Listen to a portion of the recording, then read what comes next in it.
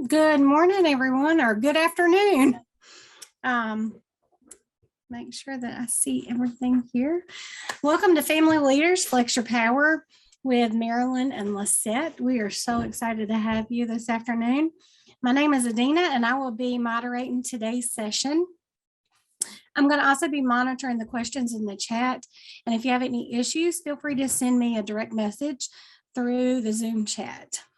We do ask that everyone stay on mute during the session, just to kind of keep the background noise at a minimum, in case you have, little animals barking, or I have a bird over here tweeting. Hopefully she'll stay simmered down, but that'll help everyone just to be able to focus and hear what the presenters are saying this morning. We also encourage you, if you have video, to turn your video on. We just like to see your smiling faces and feel like we're really part of a community this morning as we learn together. If you would like to read the transcript, if you look at the bottom of your screen, you'll see a box that has CC in it. You can click on that box and choose Show Subtitle, and that should pop up the transcript for you. If you want to, you can turn that off the same exact way. So please share your thoughts, affirmations, questions, or anything interesting to you in the chat or through the reaction buttons. And I've already seen a few people using those, so we know exactly where those are. So I am so excited to introduce your speakers to you. They are close to my heart because I actually work side by side with Lissette. She's a co-worker of mine, and Marilyn has been just a huge asset to our team as a family leader. So Marilyn is the daughter from a Guatemalan and Mexican parents. She was raised in Los Angeles, California. She's inspired by her two daughters who always support her, and she's also always supported by her husband. She's a member of the Family Leaders Advisory Council, or FLAC, for Rockingham County Partnership for Children. She obtained her bachelor's in health communication from North Dakota State University. In FLAC, she found her voice as an advocate for families with young children. She is driven by helping and supporting others. Her goal is to lead by example with integrity and honesty, and to make positive change wherever she goes. Lissette Rodriguez is the Director of Strategic Initiatives for the Rockingham County Partnership for Children, located in Reidsville, North Carolina. She obtained her bachelor's degree in psychology from the University of South Florida. She's dedicated over 12 years of her life to working with children and families through multiple facets of the social work field. Lissette prides herself in work that she and her team do to support Rockingham County's youngest leaders. Her goal is to ensure that voices of early childhood educators and caregivers of children birth to 5 are centered and amplified. Her core values are authenticity, integrity, and unity. Equity and advocacy are the pillars to which she grounds herself professionally and personally. So now I'm going to turn it over to our presenters. Thank you again, everyone, for being here. Like Adina said, my name is Marilyn. I am a current family leader for the Partnership for Children. Today, my goal is to empower parents to advocate for themselves, for system improvements, and for our children. So what do I mean by this? Have you ever participated in a program that was created for your children, and then you're there and you're like, this is great, but I don't think my child will benefit from it that much? Or you thought, if only they asked the parents during the decision-making process, this probably could have been a successful and efficient program or event from the start.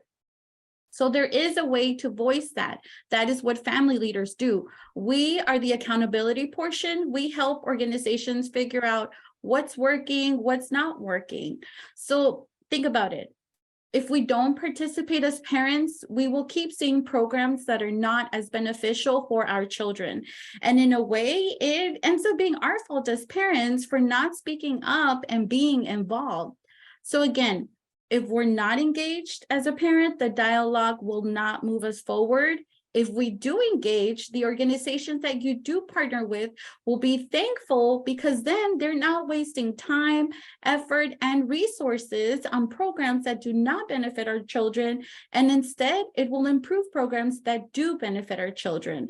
And it truly ends up being a great partnership. And that's basically why I'm here today. And now I'll let my partner, mentor, and friend introduce herself. Hi, everyone. It's so great to be here with you today and with Marilyn as my partner as we share something that we're so deeply passionate about. So one of the things that I wanted to do, so I am a mama of 2 girls. So I come here personally and professionally as a resident advocate. I'm constantly advocating for the needs of my children. And I have to say, my ability to advocate improved with my engagement in our family leadership and engagement work. And so this is a lifelong journey. You're constantly going to be looking for opportunities to advocate for yourself. I tend to be a better advocate for my children than my own needs. And so take this opportunity, families here, to really think about the different ways that advocacy works, not just for your children, because we can be mama and papa, auntie, grandma bears. And also we need to take good care of ourselves in that advocacy. And so I'm constantly growing and learning in partnership with our family leaders as well. And that is part of my why. My why here today is because I truly believe in the power of our voices. And I truly believe in your wisdom and knowledge as family leaders, as families of your children. You guys are the experts. And so creating a place and a space where you can share your needs and your wants and desires for your children is what I aim to do as a professional. And so as we come into this space, I know y'all have heard this theme throughout, but we will be using families and parents, that terminology interchangeably, but this also includes biological, adoptive, foster parents, grandparents, legal guardians, informal guardians, and siblings, because we know that it takes a village to raise a child, and that village looks very different for every child that's in the world. And so we want to highlight that and center that. So when we speak of families and parents, just know we're speaking of you as a caretaker.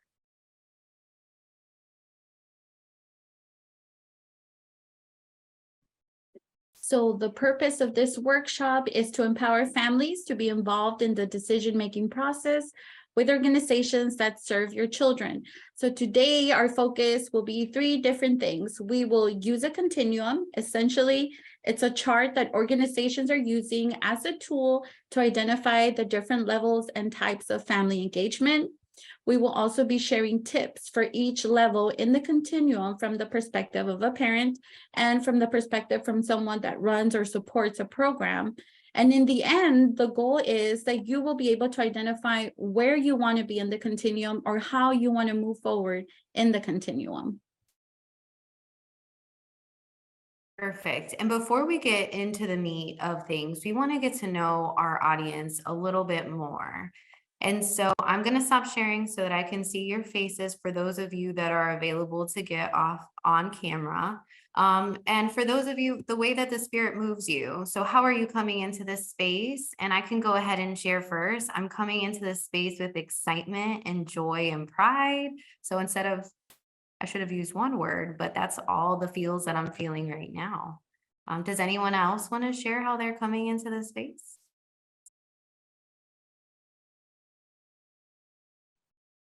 I'll go ahead and share. I'm excited and nervous. For those of you that don't know me, this is my first presentation, but I'm so passionate about this topic that I signed up for it, and I'm so excited to share everything we have in store.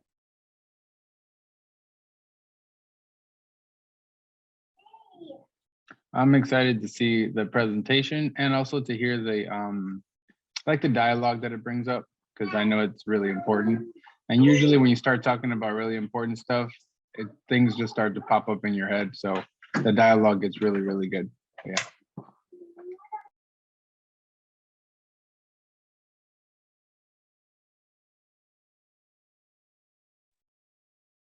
Anyone else feeling moved to share? Thank you, Shuri. Yes, blessed. An attitude of gratitude is where I need to be sitting right now. I see Janet is feeling excited.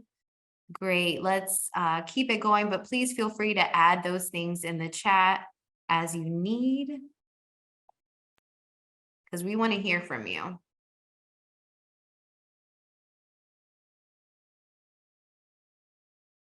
So why are you important?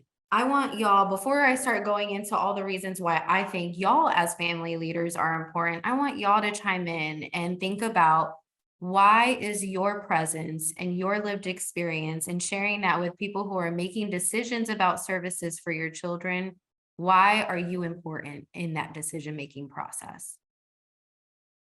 And feel free to come off mute. Feel free to put it in the chat. Marilyn, if you'll just keep an eye on the chat for me. Well, this is Cherie, and I'm a parent advocate in our community, and one of the ladies that I do it with, we are always striving to tell parents, to use their voice, because you're the only real voice that your child has, and we have this saying that says your voice can move mountains. It is the key to making a change in all things. It is your way of expressing and your way of being who you are and feeling your confidence. It's your way of reaching out into the world, but most of all, it's the love language for your children. Your children know each tone of your voice. They respond to it and they never forget it. They know when you're serious, sad, excuse me, and happy. They love hearing your voice, and they always love knowing your voice will ensure their future education and well-being. They know they are safe because of your voice. Use your voice in all things for your children. And that's what we strive to tell parents. Without your voice, who's bet well, we tell parents and community members, caregivers, whoever takes full responsibility for children. That's beautiful, Cherie. Your voice can move mountains is something that's resonating so clearly with me. And what a beautiful way to engage your families and provide that reminder of our voices matter. And then some things that came up in the chat. We are the voice of our children. We know what our children want or need best. Kayla's here. She says, I'm here because I have a child that needs me and I need to advocate for him. Cheryl says, you alone are your child's advocate. That's right. Thank y'all for sharing that. Exactly that. You are the family expert. You understand what it is that your children need more than anyone else, and you are the best person to advocate for them because you are their voice, just like Cherie shared with us. And so not only that, not only are you advocating for your children for what their needs are, but you're also advocating for your children. And y'all, I ask you to do it in front of your kids so that they themselves are seeing what it is to be an advocate. And so as they see you, you're modeling for them the behaviors that hopefully we all want our children to exhibit, that advocacy piece. When something doesn't feel right, when something doesn't sound right, I know I want my children to speak up to that. And so in order for me to teach them that, I have to live it. And so, yes, for all of those reasons, you provide a unique perspective. And oftentimes folks who are making decisions aren't always proximate to the issues that families face every day. And so you have a unique perspective to share, and you are an expert in what your family needs and what you need to be successful. You bring stories and lived experiences to the table. You know what it's like to navigate the programs that you created that are being created for your children. And you have ways to address certain barriers and challenges that families face that may help decision makers eliminate some of the barriers that exist for us as families with young children when we're interacting with systems or institutions. And when I say systems, I mean For example, the early childhood system as a whole includes schools, it includes home-based visiting programs, anything that your child interacts with, from the library to the parks. That is a system that supports our early or our youngest learners, right? Or our learners in general. And then when I'm speaking of institutions, I'm speaking of banks, I'm speaking of nonprofit organizations, which several of you engage in with services or social services. So those are just some ideas or examples of the various things that we'll be discussing today and how you can engage in either or. Marilyn, did I miss anything that you can think of and why you are important? No, that was perfect. You did great. All right, so now for the continuum. So this is a general idea. So this image came from our family engagement and leadership work through NCPC and PDG, which is a preschool development grant. They bonded together with several other entities to develop this continuum. And the beautiful thing about this continuum here is that it shows you, it provides you an illustration of family engagement and the different levels that, depending on where you're at and the ways that you're engaging your child, you can look at this continuum and you can see when I'm engaged in services. Let's say this is for, I think of PTA. Both of my children are in elementary school. And honestly, as a parent, I want to be at that change agent space in the continuum, but I realize that I'm going to move from sometimes being a recipient, so being involved with the PTA services, to then being a part of changing some of the way that the services are interacting with families. And so when you start at that involvement place, picture yourself as someone who is receiving the service. When you're engaged, that service is asking for your feedback and ensuring that your voice, your opinions, that customer service experience is present, and that the person who is providing the service is hearing what's working and what's not working. And as a change agent, you're a part of the process of making changes so that those things are improved for other customers that are engaging in those services. And I like to say customer because every system that you engage with, view it as, this is a service to me, and am I being treated with dignity and respect? And if I'm not, other families are likely feeling the same experience, and it's time to advocate. So always keep that in mind. All right. Okay, so now that we have a general idea of the continuum, we're going to break it down to provide you with tips for each level and role. So if you're asking yourself, how do I even start? I myself started out as a recipient. So tip number one, be curious, ask questions. So just like our keynote, Dr. Maria Rosa mentioned, remember to tap into the resources around you. What is in your community? When I first started and I became a mom for the very first time, I felt lost. I didn't really know what I was doing. I didn't have a strong support system. So I just remember Googling children's services near me. And that's how I came in touch with Rockingham County Partnership for Children. And I realized that their services were free, which was something I very much needed, something that was affordable and free. So I signed up. So just remember, that is like an initial step for you to start getting involved in your community, to just be curious and find out what is around you in your community. Then we have tip number 2. It's okay to ask for help and guidance. So once I got involved with RCPC, I signed up for the ABC program. It's a home visiting program where a teacher comes in. She'll kind of observe how you are with your children and give you tips and feedback and just be a support for you and your child. And I remember Miss Renee Watkins was my first teacher. She is an amazing person, very transparent from the beginning with me, and I completely love that about her.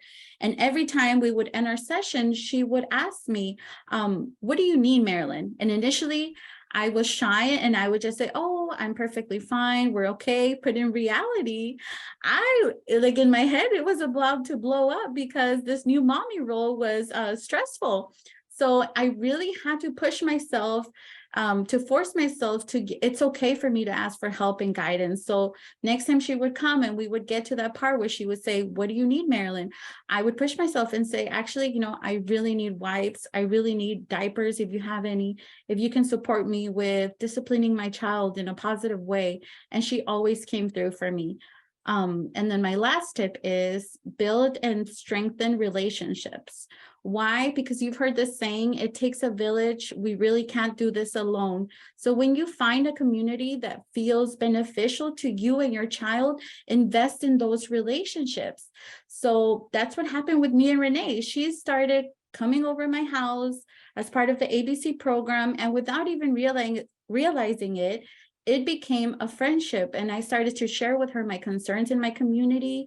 And that's how she invited me to join the Family Leaders Advisory Council, and I absolutely loved it. Great. So thank you for sharing your perspectives, Marilyn. And the same goes for us. So this family engagement continuum is reciprocal between the recipient and the people providing the service. And so one of the things that I often connect to is being curious and asking questions. That is how we learn best. When I think about how I raise my children, I always encourage, ask the question. Ask all the questions you want, and I will be here to answer them. And so as service providers, we have to lean into our curiosity and really connect to the families that we are engaging, you all here today, and get to know you, get to know what are the things that are challenging you? What are the things that are bringing you joy? What are the ways that we can connect and join forces to make things better for all families and children? Again, it's okay to ask for help and guidance. As a service provider, oftentimes we can get into the day-to-day and forget to check in on ourselves and on the people that we look to support. And so asking for help, I was so fortunate that Marilyn is so interested in this work and wanted to do additional work with interning because I need the help and I need the guidance from someone who has this very lived experience in the community that I aim to support and provide services to. She can give me lifetime feedback on, this thing on your website is really hard to navigate. Families are not going to be able to find this really helpful information. And so she's guided us along the way, along with our other family leaders. And it's true, it does take a village. So we have to come together, service providers and those who are receiving these services, to make sure that they're relevant for the people that we look to support. And again, building and strengthening relationships. This work is not easy. Advocacy is not easy. Fighting for equity and justice for our children and our families is not easy work. And so we have to do it in community with each other and build with strong relationships, because that's how that momentum is going to keep going. Does anyone have any questions or any reflections about this involvement piece? Can you think of a time, and you don't have to respond, but you can put it in the chat, of when you were involved in a service and how did that service make you feel?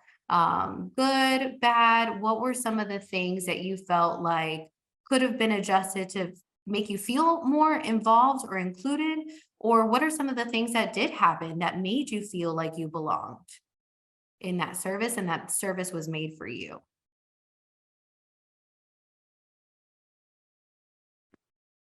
While you guys think, I just wanted to add, Raven brought up a good question. She said, what is the ABC program? So I put it in the chat. I put ABC as a home visiting parenting program to help support caregivers and families nurture and respond sensitively to their infants and toddlers to foster their development and form strong, healthy relationships. And then I added the link for those of you that are in Rockingham County, so you can check out the Partnership for Children and then the different programs they have. And if you go on the ABC national website, it's out of the University of Delaware. It's an amazing program. I was fortunate to be trained in it. So I use my children, I call them my guinea pigs for all the things that I learn early childhood related. And so I've utilized some of the strategies and the techniques. It's really about modeling that nurturing and that connection with your children. And so I even use some of the things that I learned from this curriculum. So it is really magical. And it adds more tools to our toolbox as parents, because look, we can't have enough tools. So the next part is engagement. Engagement means you have partnered with an organization and you're using their services. And this is important because now you're providing feedback. You're involved in the discussions about the issues that the programs and services are addressing or are failing to address. And you're also offering suggestions for change. And the feedback you provide is used to make the decisions about their services. So engagement can happen through surveys, focus groups, or serving in an advisory council. So quick example of an advisory council. Let's say we put an event for parents with children. The day of the event comes and only 5 people show up out of, let's say 50 or 100. So we go to the advisory council next time we meet. And it can be made up of parents, teachers, community members, etc. So basically, it's people that are living in the community. We go to the advisory council and ask, what do you guys think happened? Because nobody showed up to an event. So this is where parents can say, well, it was too far away. Right now, gas is expensive. Working families, that's not something that they can afford. Or you scheduled it during working hours, so nobody could come. So that is all precious feedback that organizations need so that next time they create an event, it's successful. So this leads me to tip number 1. Don't be afraid to give your opinion, especially if it's negative, because if it bothered you, it probably bothered another parent too. So for example, let's say there's always a changing table in the women's restroom, but never in the men's restroom. What are the fathers supposed to do? So if it bothered one father, it most likely is bothering other daddies who are out there taking their babies out to the park and they need a changing table. Tip number 2, be transparent and honest. When you don't want to share the real reason, you have to be honest to correct the actual issue, even if it's uncomfortable. So if you say something like, oh, we were just busy and we couldn't make it, versus the real reason that could have been that lady that you guys hired for childcare is rude to my child and I'm not comfortable leaving my child with her. So this is the type of feedback that organizations need to hear from parents in order to address the actual issues. And tip number 3, offer suggestions and ideas. Don't sell yourself short. Like we mentioned in the chat and in our discussion, who would know what's best for your children better than you? No one would. You are the expert in the field of your child, so your ideas have the potential to be perfect ideas. Beautifully said. Thank you, Marilyn. So again, once again, all of these behaviors are reciprocal from either being a family leader to being a service provider. And so don't be afraid to give your opinion, especially if it's negative. So receiving opinions and feedback is one thing that I think as human beings, we all could use support with. Corrective feedback can be hard. And as a service provider who really believes in this work, sure, could corrective feedback kind of hurt my feelings? Man, I really put a lot of energy into this activity, but it didn't hit home to families. It's not relevant. And I have to be okay with that feedback. I have to be willing to accept that feedback, hold it, and do something about it. Because what matters most to me is the way that our families are engaging with the services. And I want to do the very best for our youngest people. And so I encourage y'all, please let your service providers know if something is not working well. We come into this work because we truly care about you all and we want to hear what's happening. And if that service provider does not take your feedback seriously, then perhaps they shouldn't be in that field. So continue to advocate for that because you deserve it.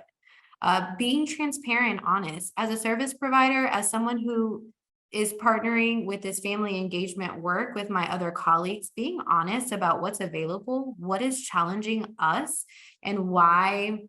Let's say we're working on a special initiative together, and perhaps the funding or the money that we had anticipated to receive for that initiative didn't come through. I have to be honest with my family leader team and share, look, this is what happened. We tried really hard and it didn't work out. And then our team can provide us, we can work together to figure out alternative measures. But that honesty and transparency in every step of the way matters.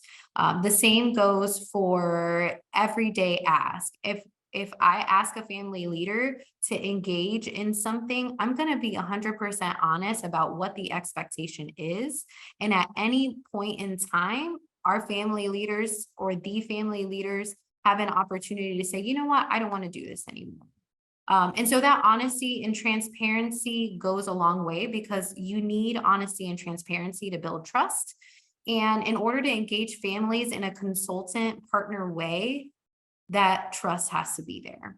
And then offering suggestions and ideas. This is receiving those suggestions as a service provider and then sharing that two-way street. Yes, family leaders provided these really magnificent suggestions.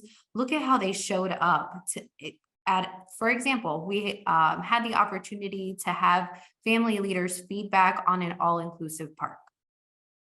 That feedback was taken to the folks who were building the park, to the folks who were funding the park, and they made adjustments to that park based on the feedback. So we want to make sure that our family leaders, or that the family leaders, know all of that feedback loop. Y'all provided it, it was listened to, and look at how it's showing up in this all new inclusive park, and them being a part of that discussion every step of the way. Does anyone have any questions about that engagement piece? And I would love to hear if someone has been considered as a consultant or partner, or if you viewed yourself as a service recipient as a consultant or partner. What was it that that service provider did to make you feel like you could engage in that way? And you can put it in the chat, whether it's a behavior, it was an opportunity. What is something that allowed you to feel comfortable to be a consultant or a partner? Kayla shared in the chat, she said, when my son was born deaf and I didn't speak any English, it was important for me to have access to information in Spanish. Yes, language justice is so important. It's so important to be able to have access to information in Spanish. So providing people with feedback on if that stuff is not available in Spanish, if those resources aren't available in Spanish, that is a great opportunity to step in and say, we need this information available in various languages. Great example. Right. Thank you all. We have one more. Yes. Ms. Adams said the worker was never judgmental. She always listened, always seemed interested, and like she cared.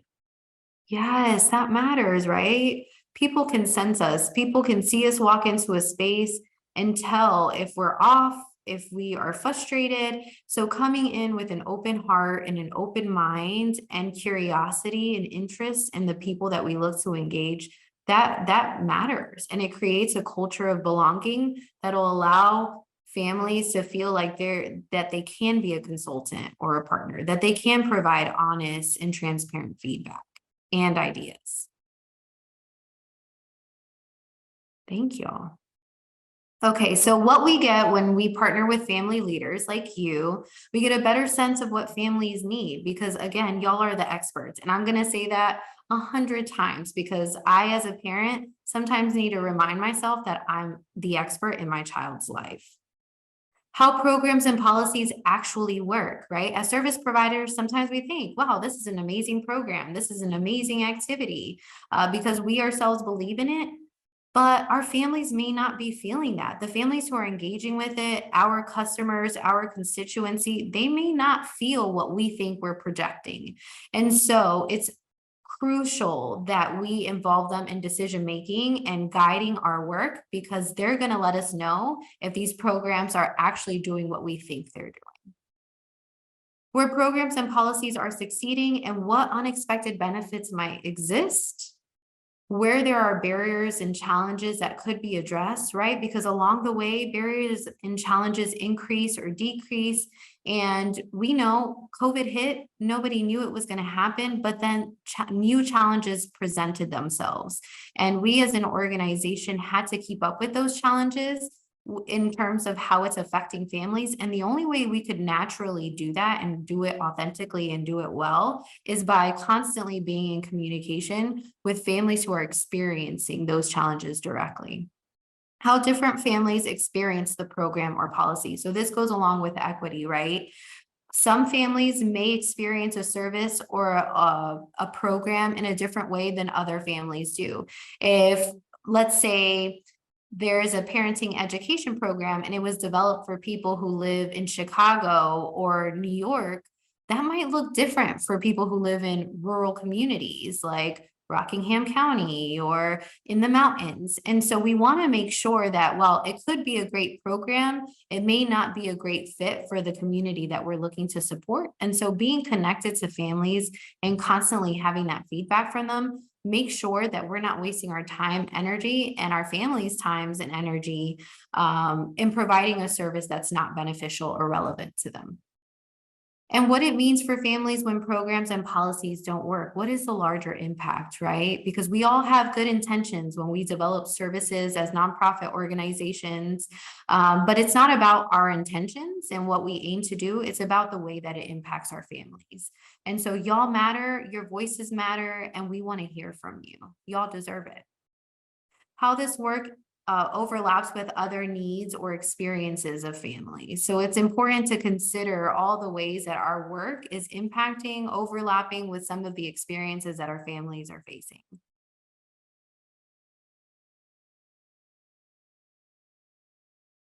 All right, so now we come into the leadership side. Yes, so with leadership, this means you are directly influencing decisions and are part of the implementation of programs or services that your organization offers. You are co-leading efforts, just how me and Lissette are co-leading this presentation. You're responsible for co-creating strategies, content, co-leading assessments, and truly being a thought partner. So tip number 1 is be brave. I myself have never been an overly confident person, but what I'm doing here is for my children and the community that I live in. And that is why being brave is important, because at a certain point, it wasn't about me anymore. It was about my children and for those families that don't speak English and need someone to speak on their behalf. And then tip number 2, seek wise counsel. I didn't know how much I needed a mentor, but having Lissette helped me tremendously. In the same way that I'm trying to empower all of you to realize your potential, that's what Lissette did for me, because she kept mentioning, Marilyn, you are the expert. You are more than capable. And the more I heard that, the more I believed it. And then tip number 3, take action. So at this point, you know your strengths and you know how you can be of use. So seek out those areas and take action wherever you can. So take me, for example. I'm not a childcare provider. I'm not a teacher. I don't work with teens or adolescents, but I have communication skills. My lived experiences taught me how important parent involvement is, and I'm willing to speak up on issues that make me very uncomfortable. So I sought out opportunities in areas where I can help the most. And today, that area happens to be galvanizing parents to become advocates. Thank you, Marilyn.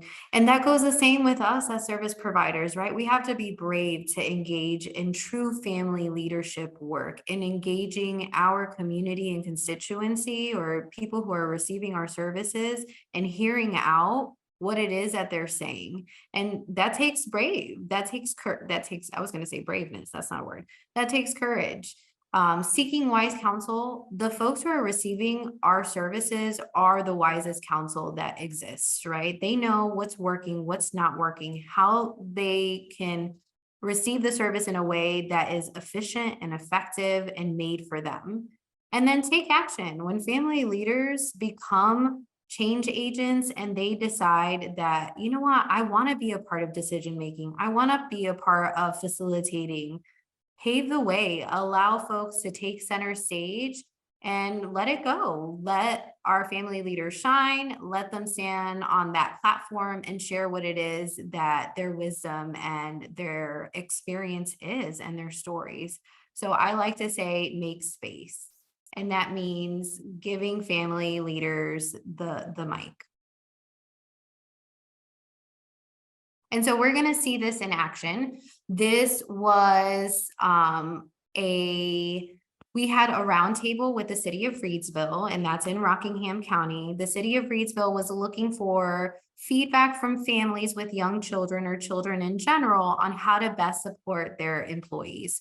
So we encourage the city of Reidsville, hear from the people, from the community on what could be supportive for their employees, because they were looking to hire several positions and they were having a hard time in recruitment and retention. And so who better to listen to than people who actually have children and are living in our community? So here's an example of Marilyn being a change agent. And so without further ado, I would like to introduce the families that will be coming up to share their stories, to share their own personal experiences with working in Rockingham County, to share some successes or some challenges that they've experienced in the workspace, and to challenge our city on some unique strategies on how to address some of these challenges for your employees. And so I will introduce Marilyn Bernabe. Marilyn, can you share your story for us? Thank you, Lissette. Yes, so my name is Marilyn Bernabe. I have two little girls, a 2-year-old and a 2-month-old. And like Lissette said, I'll be sharing a story and hope to invoke a positive change. So I used to work for Rockingham County, and I worked with them close to a year. My husband had just gotten a new job. My mother-in-law was watching our 4-month-old at the time, and this is when COVID had just hit. My mother-in-law ended up getting COVID, and so did other family members, so no one was available to watch our baby. I started calling local daycares in the area, and no one was taking infants, also because of COVID.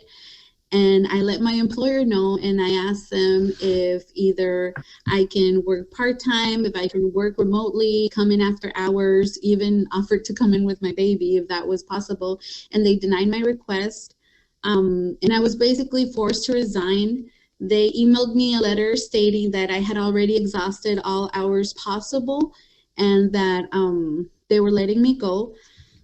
So this hurt my family because we lost our medical benefits. We couldn't get it through my husband's side because he had not hit the 90-day mark that was required. We fell back on our mortgage payments, utility bills, and just everything else that comes with losing your financial stability.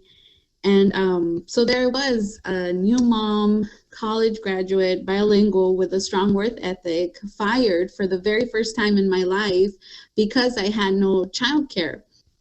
And I also couldn't claim unemployment because technically I wasn't fired.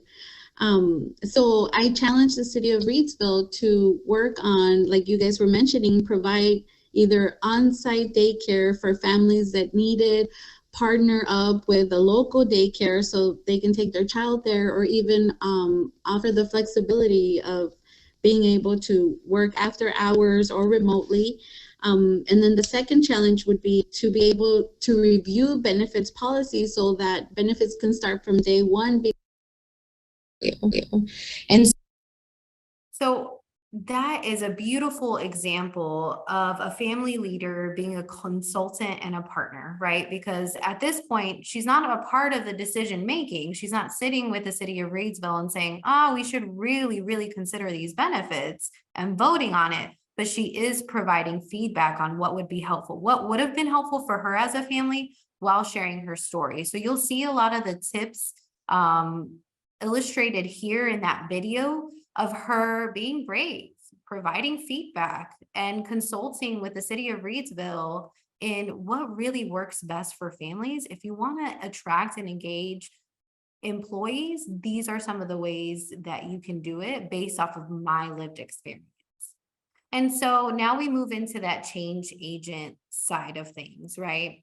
So the benefits of allowing family leaders to be change agents within organizations, services, and programs are that families will receive the services that they need, not the services that we assume that they need, the services that they actually need. Services are culturally relevant, appropriate, and identity conscious, right? Representation matters. We want services to be met with, if it's a family whose English is a second language to them, then let's provide these services in Spanish and provide material that makes sense, that are culturally relevant to them. And I think of Dr. Rosa today, us having had an understanding of where her family came from and what family engagement looked like in her family structure, that could have made all the difference in the way that she engaged in her daughter's educational setting, right? So she shared that a lot. She provided us a great visual. That matters. Families are supported in raising their children. That's the ultimate goal, right? We want families and children to be successful. If we truly believe in that, and that is our mission and our value, then we will center their voices and their needs and have them a part of our decision-making. Parents and families can easily access these resources, because if families are a part of planning or a part of designing the menu, then likely the families that are interacting with that menu or those services will feel connected to it. It'll be easier for them to understand, easier for them to locate, because they are developed by families just like them. Families feel safe and valued when advocating for their children. And so that relationship matters. When we have ensured that families are part of the leaders and part of that decision-making, then they feel safe and valued, and then advocacy can happen. Parents gain skills to engage with institutions and systems. So understanding all of our systems are really complex. When it comes to early childhood, when it comes to public school, they can be challenging. Even as someone who works in the early childhood field, sometimes I struggle finding resources for families. And so if we can engage families in teaching them how to navigate these types of institutions and systems, it makes it better for everyone. Services are customer friendly and easy to navigate. All of this is crucial in making sure that families get to access the things that they need most. We want it to be easy. We want it to be something that is friendly to them to use. We don't want to overcomplicate material, websites. We want it to be an opportunity for them to access the resource that they need in minimal time and effort. All right. And I just wanted to share, Kayla put in the chat how she's brave. She put, I share my story of my journey with hearing loss as an outsider with a different language, different cultures, facing so many different challenges, in addition of what we all face by having a child with disabilities. Sharing my story helps many families that are in the same situation. Welcome to put that in. Oh, sorry, go ahead. Can you guys see me okay or hear me? Yes, we can hear you. Well, I've got a few examples that come to mind of the different questions you guys had, but if it's all right, I wanted to mention something from the question you had on the previous one, where you guys were talking about how the feedback basically helps so that we can cater the programs to the families, not to what we think they need. So on that point, it's really difficult to put it into words, but there is often like a phenomenon where you show up to an event, just like Marilyn was saying, and it's not quite as helpful as you think it could have been. You think, man, there was a lot of resources that were poured into this, and it helped my kid like a little bit, you know? But then the lazy, selfish part of me, when that happens, wants to go, oh well. But after my wife, Marilyn, after she started to become an advocate, I started to notice myself wanting to give that feedback and to start to invest. And instead of just receiving and saying, okay, that was a good event or a bad event, or a good program, bad program, instead to kind of evaluate it from the sense of where could it get better? Because these people are working really, really diligently to make these programs for us as families. And I almost felt like I was being ungrateful for not giving any feedback. And now that I'm more involved, not only do I feel more like I feel like I'm doing my part, but I also feel like in the same token, I'm helping them out so that their job becomes more efficient and they get better at their job. And then on top of that, it's been for the benefit of my kids. So it's like a win on all three places. And I wouldn't have noticed that had it not been for my wife kind of starting to advocate and be a voice, even when, like she said, even when she doesn't want to because it's uncomfortable. But it's been so helpful, not only for the family, but we can start to see that our community is starting to benefit little by little. And then as we invite more parents, I can only see that going up. So, but yeah, I just wanted to give that. Thank you, Danny. That's like a mic drop moment. So I'll let us all process that, but that is absolutely right. Thank you for sharing that. And and it provides a beautiful example of how we as personal advocates can encourage other folks in our inner circle to also advocate. So thank you for lifting that up. And it looks like we have about 5 minutes left, Lissette. Okay. Did you want to ask me a particular question before we switch it over to Adina? Yeah, so we can go through it quick just so our parents can finish listening. So a question we brought up is, so what can a parent do to join an advisory council? This is one that I am excited to answer. Find your passion, find the things that call to you. And so whether it's your why is your child and you want to be more involved in their education or their early education, whatever programs you're engaging with, they are likely, especially if it's nonprofit, philanthropic, any of those types of organizations will have an advisory council.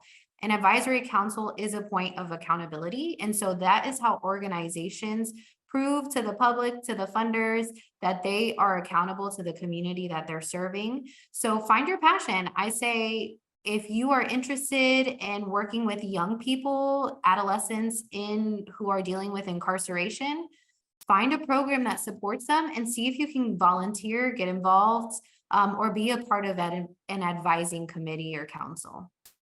Okay, so the next question, what do you recommend parents do in order to find a system advocate, and why is that important? So, Marilyn, this reminds me of mine and yours connection and the family leaders that engage in our work group in general. So what I recommend is that if there is a system that you're connected to and that you are really passionate about, find that person who is a champion for it.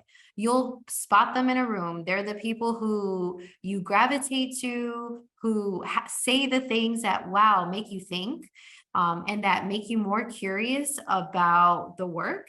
And then connect to them, say, look, the work that you're doing, I'm so interested in that. How did you get there? How do I begin? And that will form a relationship. And it's important because we all need to grow. So the relationship that Marilyn and I have as professionals, it teaches me so much. She thinks that she's learned so much from me. It's the other way around. I have learned so much from her and the other family leaders in our group. And so we are all growing together to better the situation in our community. And that's how we do it well, in partnership. Yes, and just to close, I just want to remind you all that there is an expert in each and every one of you. Use your voice and ask yourself, where do you want to be in the continuum? Just remember, you don't have to go through the whole continuum. If you just want to be involved and stop there, that is perfectly fine, because life is hard. We are busy. We're raising children, and that's hard too. But if you know deep down that you can do more, it's because you can. Thank you for that, Marilyn. That was beautiful. Does anyone have any questions? Adina, I'll pass it to you. Okay, sounds great. Thank you so much, Lissette and Marilyn, for that wonderful presentation.